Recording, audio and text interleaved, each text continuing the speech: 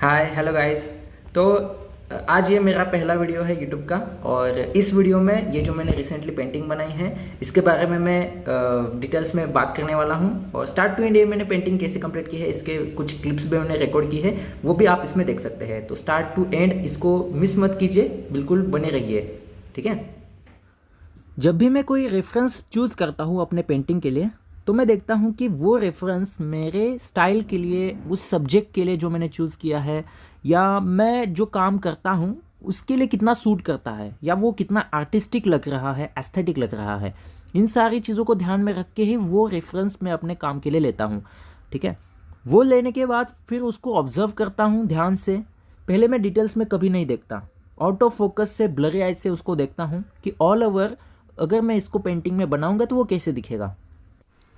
एक बार ये सारा ऑब्जर्वेशन होने के बाद मैं कैनवास ईजल पे लगा के फिर उसके बाद चारकोल से या फिर ब्रश से उसका पहला बेसिक स्ट्रक्चर और सारा जो बेसिक ड्राइंग होता है वो मैं पहले कंप्लीट कर लेता हूँ। जैसे कि आप यहाँ पे देख सकते हैं, मैं बहुत थिन लाइन से, बहुत हल्के हाथ से, जैसे कि मेरे हाथ में कोई मोर पंख है, वैसे मैं बहुत आराम से, बहुत प्यार से इसका ड्राइंग में बना रहा हूँ। मैं जब भी कोई ड्राइंग करता हूँ, चाहे वो कितनी भी बड़ी साइज़ क्यों ना हो, छोटी साइज़ क्यों ना हो, मैं कभी ग्रिड मेथड का यूज़ नहीं करता। सारा जो ड्राइंग है वो कंप्लीट मैं अपने फ्री हैंड से ही कर लेता हूँ, ठीक है। और मैं सभी को यही रिकमेंड करूँगा कि अगर आपको स्किल इम्प्रूवमेंट करनी है, ना कि बस आपको रिजल्ट में फोकस करना है, तो आप ग्रिड मेथड कभी ना करें। तभी आपके हाथ में वो लेवल का कॉन्फिडेंस और वो लेवल का जो फ्लो होता है, सिंप्लिसिटी वाला, वो आपके हाथ में आएगा। ड्राइंग के स्टार्टिंग में मैं कभी भी डिटेल्स में नहीं जाता हूँ, कभी नहीं, ना कि उसके आइज़ की डिटेल्स है, नोज़ की डिटेल्स है, कभी नहीं। सबसे पहले उसके बेसिक जो शेप्स है उनका साइज़ कंपैरिजन देखना, लाइंस का एक दूसरे से कंपैरिजन, उनका शेप, उनका लेंथ कितना है, उनका एंगल कैसा है, उनका फ्लो कैसा है, इन सारी चीज़ों को ध्यान में रख के ही मैं बेसिक ड्राइंग अपना कंप्लीट कर लेता हूँ। देन उसके बाद मैं धीरे धीरे जो फेशियल के मार्किंग्स है, जहाँ पे वो जो सारे फीचर्स आने वाले हैं, उनका मार्किंग होने के बाद जहाँ से लाइट आ रही हैं और जहाँ पे शैडो का पार्ट है, ये दोनों पार्ट को मैं डिवाइड कर लेता हूँ और जो जितना शैडो का पार्ट है उसको मैं फिलअप कर लेता हूँ।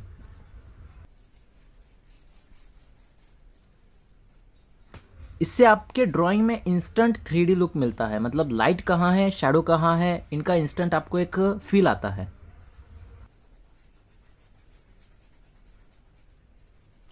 इतना होने के बाद एक बार फिर से मैं अपने रेफरेंस को और अपने ड्राइंग को कंपेयर करके देखता हूँ। जहाँ जहाँ गलतियाँ लगती है उसको सुधार के फिर मैं आगे बढ़ता हूँ।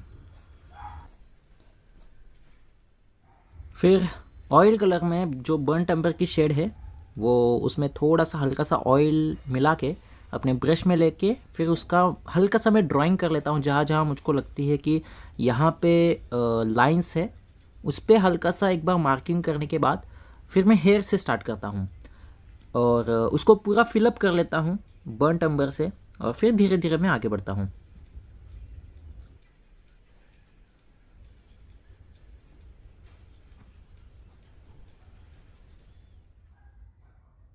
धीरे धीरे आने वाली सारी जो वीडियोस होंगी उसमें मैं ऑयल पेंटिंग का जो भी कैसे करते हैं उसको काम, बिगिनर्स के लिए क्या है, ये सारी चीज़ें मैं उसमें बताऊंगा धीरे धीरे।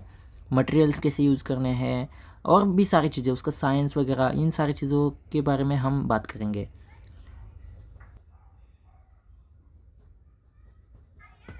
जैसे कि आप यहाँ पे देख सकते हैं, जहाँ जहाँ डार्क शेडोज़ हैं वहाँ पे मैं डायरेक्ट बिंदास ये बर्न टेम्पर की जो शेड है वो लगा रहा हूँ।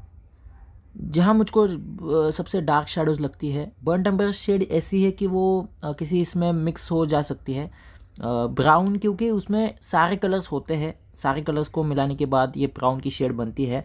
मतलब सारे कलर मतलब जो अपने प्राइमरी कलर होते हैं, रेड, येलो और ब्लू, इन तीनों को बराबर मात्रा में मिलाने के बाद ये जो ब्राउन शेड बनती है, ये किसी में भी अगर मिक्स हो जाए तो उसका क्रोमा इंटेंसिटी हल्का सा लो हो सकता है और शैडो के लिए उसका यूज़ हो सकता है। तो इसके लिए मैं ये बर्न टेम्पर की शेड जो है वो यूज़ कर लेता हूँ। शैडो के और टोनल वैल्यूज़ के अकॉर्डिंग जहाँ पे डार्क शेडोज़ है वहाँ पे मैं डायरेक्ट या बर्न एम्बर की शेड अप्लाई कर रहा हूँ। जहाँ पे हल्की सी शेडो कम होती है वहाँ पे हल्के हाथ से मैं यहाँ पे बर्न एम्बर लगाता हूँ। उसके बाद मैं स्किन पे काम करता हूँ। स्किन का जैसा टोन है उसके अकॉर्डिंग मैं यहाँ पे अलग अलग तरह के शेड्स बना के फिर मैं इसमें अप्लाई करता हूँ। ऐसे रेडीमेड कोई शेड नहीं होती, आपको ये पैलेट में बनानी पड़ती है, ठीक है। अगर मान लीजिए कोई फेयर इंसान है, किसी का फेयर टोन है, राइट, तो उसके लिए आप येलो ऑकर, वर्मिलियन रेड और वाइट को आपस में कम ज़्यादा प्रमाण में मिला के, मान लीजिए इसमें कोई किसी का थोड़ा सा रेडिश स्किन टोन है, किसी का येलोइश स्किन टोन है, तो उसमें रेड है तो थोड़ा सा रेडिश का मात्रा बढ़ाना है, येलोइश है तो येलो की जो इंटेंसिटी वो थोड़ी सी इंक्रीज़ करनी है, और जैसे उतना फेयर है उसमें बस वाइट मिलाते जाना है। अगर उसकी शैडो आपको बनानी है तो उसमें आप बर्न्ट अंबर भी इस्तेमाल कर सकते हैं, बर्न्ट सिएना भी इस्तेमाल कर सकते हैं। बस वो टोनल वैल्यूज़ का देखना होता है। अगर कोई सांवला इंसान है तो बस उसमें जो ये आपने मैंने कलर्स बताए उसी में बस बर्न्ट अंबर इंक्रीज़ करते जाना है। जितना आप बर्न्ट अंबर इंक्रीज़ करते जाएंगे उतना वो स्किन जो है वो डार्क होती जाएगी। अगर आप बहुत ज़्यादा डार्क स्किन के ऊपर काम करना चाहते हैं तो बर्न्ट अंबर के साथ हल्का सा जो अपना अल्ट्रामरीन ब्लू होता है वो हल्का सा उसमें मिक्स करने के बाद वो जो स्किन है वो डार्क लगने लगती है।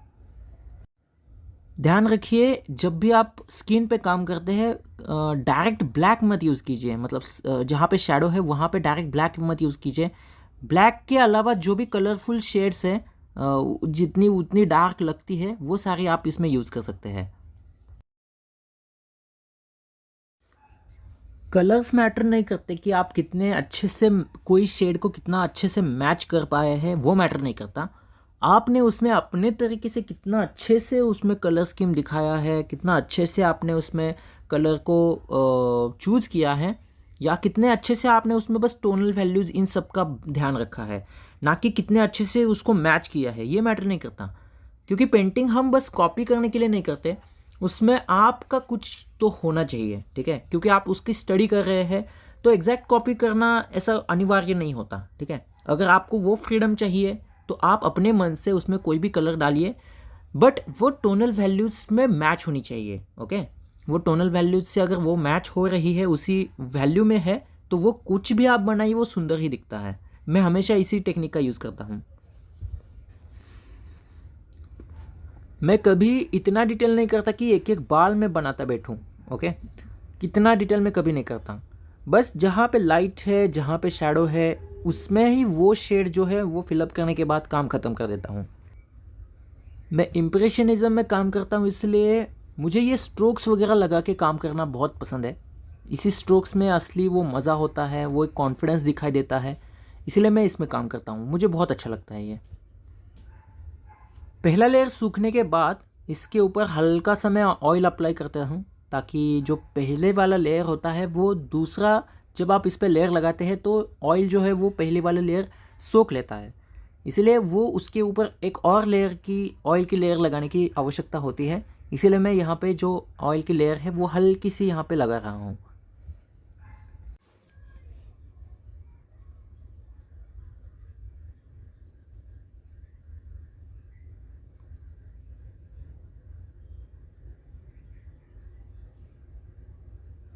जब भी मैं बैकग्राउंड करता हूँ ये ध्यान में रखता हूँ कि जो मैंने एक्चुअल जो उसमें ऑब्जेक्ट को या फिर जिस मॉडल को मैंने इम्पोर्टेंस दी है उससे अपोजिट तरह का वो बैकग्राउंड वहाँ पे क्रिएट हो जाए।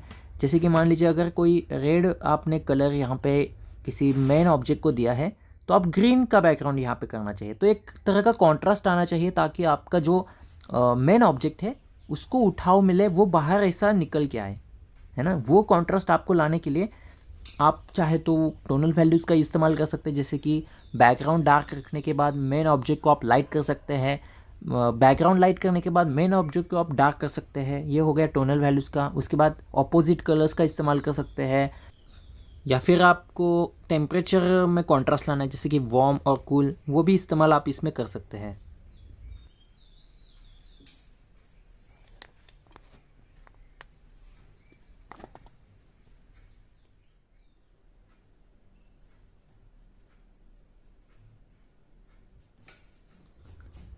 इन अलग अलग कलर्स के स्ट्रोक की वजह से आपके पेंटिंग में एक तरह की गतिमानता आती है, एक तरह का फ्लो आता है, एक तरह का रिदम आता है। आपकी पेंटिंग कुछ तो उसमें मूवमेंट क्रिएट हो गया है ऐसा फील होता है। बस आपकी पेंटिंग नीरस नहीं लगती है।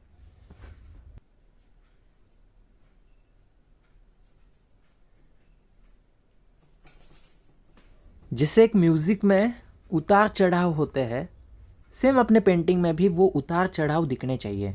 बस एक तरह का फ्लैट नहीं लगना चाहिए। अलग अलग तरीके से आपने उसमें शेड को कैसे इस्तेमाल किया है, कैसे उसको स्ट्रोक्स में बनाया है, कैसे कहाँ पे पैच लगा है, टेक्सचर से लेके आपका एप्लीकेशन कैसे आपने ये किया है, वो अलग वैरायटी उसमें लगनी चाहिए। तभी वो पेंटिंग में कुछ तो अलग किया है या यूनिकनेस किया है ऐसा लगता है। इन छोटी छोटी बातों से ही आपके पेंटिंग में एक तरह की जान आती है।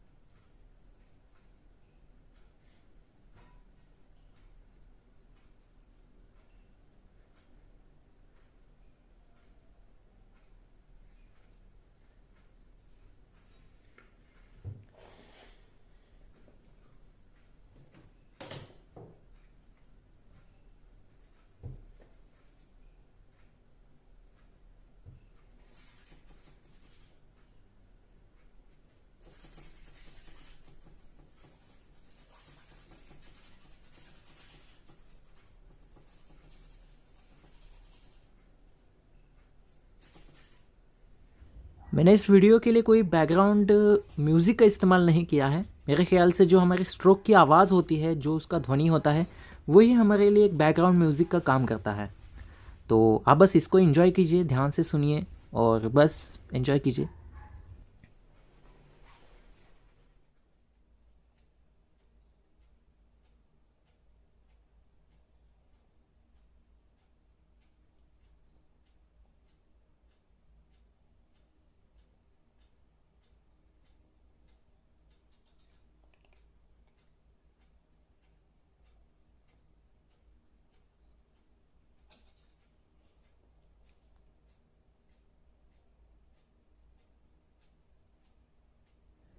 कभी कभी अगर मुझको थिक एप्लीकेशंस करने हैं, जैसे कि आप यहाँ पे देख सकते हैं, तो उसके लिए मैं कभी कभी पैलेट नाइफ़ का इस्तेमाल करता हूँ या फिर अपने उंगलियों का, अपने हाथों का अलग अलग तरीके से उसमें इफ़ेक्ट्स लाने के लिए अलग अलग चीज़ों का इस्तेमाल करता हूँ। तो मेरे ख्याल से बस हमारे ब्रश या एप्लीकेशन का काम नहीं करते। झाड़ू से लेके कुछ भी जो आपके पास है उसी से आप उसको इस्तेमाल कर सकते हैं। तो ब्रश मैटर नहीं करते, यही कि इसी कंपनी के या इसी क्वालिटी के ब्रश होने चाहिए ऐसा भी कुछ नहीं होता। जो आपके पास अवेलेबल है उससे आप पेंटिंग कर सकते हैं।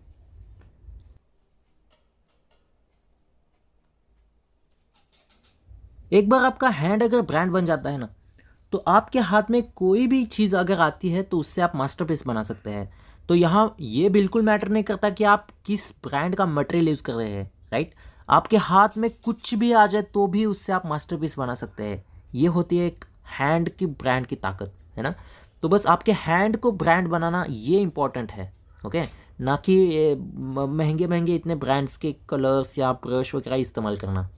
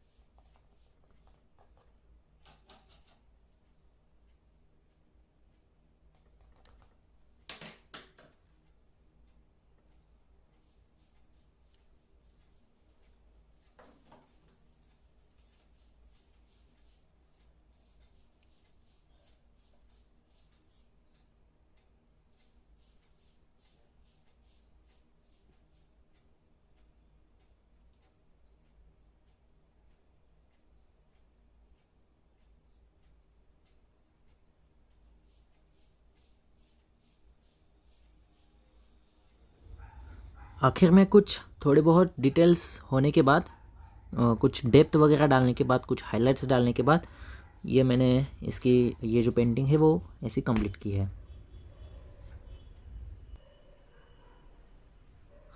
तो दोस्तों आई होप ये वीडियो और ये पेंटिंग आपको पसंद आई होगी। Thank you so much for watching, और जल्द ही मैं अगली वीडियो में मिलता हूँ आपसे। Thank you.